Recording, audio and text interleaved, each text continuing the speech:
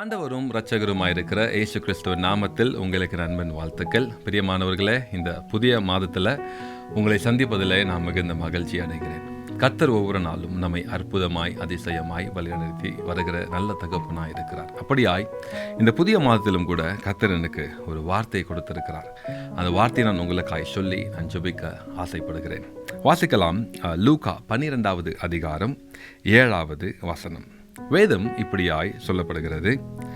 உங்கள் தலையிலுள்ள மயிரெல்லாம் எண்ணப்பட்டிருக்கிறது, ஆகையால் பயப்படாதிருங்கள். அநேகம் அடைக்கலான் குருவைகளை பார்க்கிலும் நீங்கள் விசேஷித்தவர்களாய் இருக்கிறீர்கள் என்று. ஹல்லேலூயா!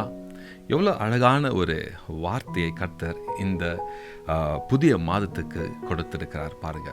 இந்த வசனத்தில் ஒரு 3 காரியங்களை நான் சொல்ல ஆசைப்பட்டிருக்கிறேன். பாருங்க, முதலாவது வேதம் சொல்லுகிறது, உங்கள் தலையில் உள்ள மயிரெல்லாம் எண்ணப்பட்டிருக்கிறது. அப்போது இன்னைக்கு யாரையாவது நாம் போய் கேட்போமானால் உங்கள் தலையில் எவ்வளோ முடி இருக்கிறது அப்படின்று யாரையாவது நாம் போய் கேட்போம் என்றால் யாருக்கும் தெரியாது. நாமே நம்முடைய தலையில் இருக்கிற முடியை எண்ணணும் அப்படின்னா முடியாது. ஒருவேளை ஏதாவது ஒரு டெக்னாலஜி வைத்து நாம் எண்ணினாலும் கூட அந்த முடி கீழே எப்போ விழும், நம்மளோட தலையில் ஒன்று எவ்வளோ முடி இருக்குது, எப்போ அந்த தலையில் இருக்கிற முடி கீழே விழுது அப்படி என்று யாருக்குமே தெரியாது. அப்போது இதுக்கு அர்த்தம் என்னவென்றால், நம்மை குறித்து நமக்கு எவ்வளவு தெரிகிறதோ அதை காட்டிலும் கர்த்தருக்கு நம்மை குறித்து அதிகமாய் தெரியும். இன்னைக்கு நாம் ஒருவேளை சொல்லலாம், என்னுடைய தேவைகள் யாருக்கு தெரியும், நான் போய் கொண்டிருக்க இந்த கஷ்டம் யாருக்கு தெரியும், எனக்கு இவ்வளோ தேவை இருக்குது, இவ்வளோ கஷ்டம் இருக்குது, இவ்வளோ பாரம் இருக்குது, என்னை குறித்து யாருக்கு தெரியும் என்று சொல்லி நீங்கள் கேட்கலாம். தேவனுடைய பிள்ளைகளே, உங்களை குறித்து உங்களை காட்டிலும் கர்த்தருக்கு அதிகமாய் தெரியும். உங்களை குறித்து இயேசுவுக்கு உங்களை காட்டிலும் அதிகமாய் தெரியும். அப்போது இன்னைக்கு கவலைப்படாதீங்க. ஏதோ ஒரு காரியத்தை நினைத்து நீங்கள் கவலைப்பட்டு இருப்பீங்க. என்னுடைய இஎம்ஐ ஆகட்டும், என்னோட லோன் ஆகட்டும், எப்படி நான் கட்டுவேன் அப்படின்னு சொல்லி உங்கள் தேவைகளை குறித்து நீங்கள் கவலைப்பட்டு கொண்டு இருப்பீங்க. கவலைப்படாதீர்கள். கர்த்தர் அந்த தேவைகளை எல்லாவற்றையும் அவர் அறிந்திருக்கிறார். அடுத்த காரியம் பாருங்கள், வேதம் சொல்லுகிறது, ஆகையால் பயப்படாதிருங்கள் என்று. பயம் இன்னைக்கு மனுஷனோட வாழ்க்கையில் ஒவ்வொரு நாளும் பயம்.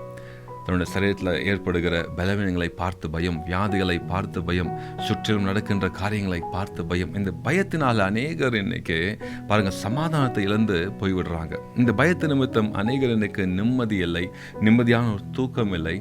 இந்த பயத்தினால அநேக காரியங்களை அவர்கள் இழந்து போய்விடுறாங்க. தேவனுடைய பிள்ளைகளே, கர்த்தர் சொல்லுகிறார், ஆகையால் பயப்படாதிருங்கள் என்று.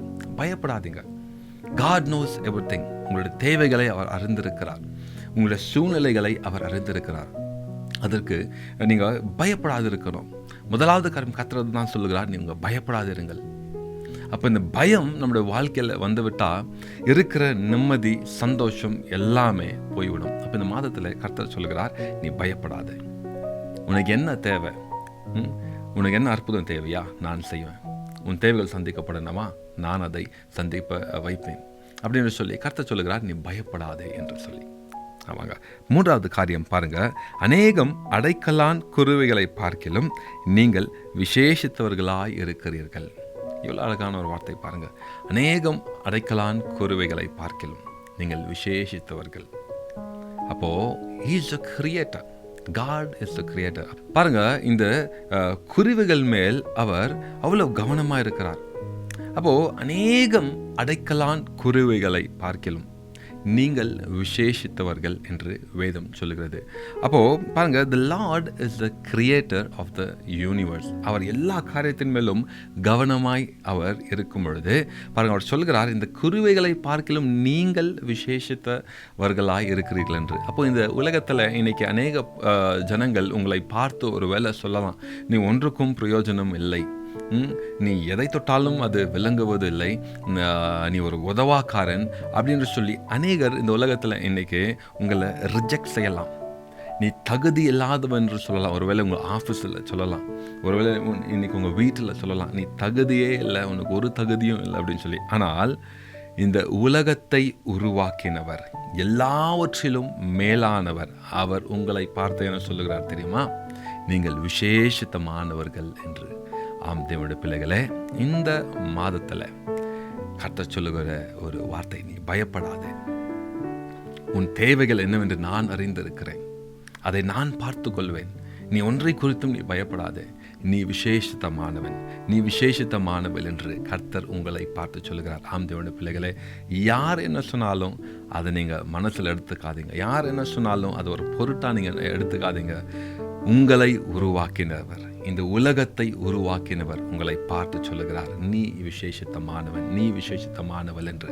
ஆம் தேவனுடைய பிள்ளைகளை, இந்த மாதத்தில் தைரியமாக இருங்க, சந்தோஷமாக இருங்க, திடமனதாக இருங்க. கர்த்தர் சொல்லுகிறார், நீ பயப்படாதே என்று. ஆம் தேவனுடைய பிள்ளைகளை, என்ன தேவையாக இருக்கட்டும், எந்த சூழ்நிலையாக இருக்கட்டும், அவர் எல்லாவற்றையும் பார்த்து கொள்வார். நீங்கள் செய்ய வேண்டியதெல்லாம் ஒன்று தான்.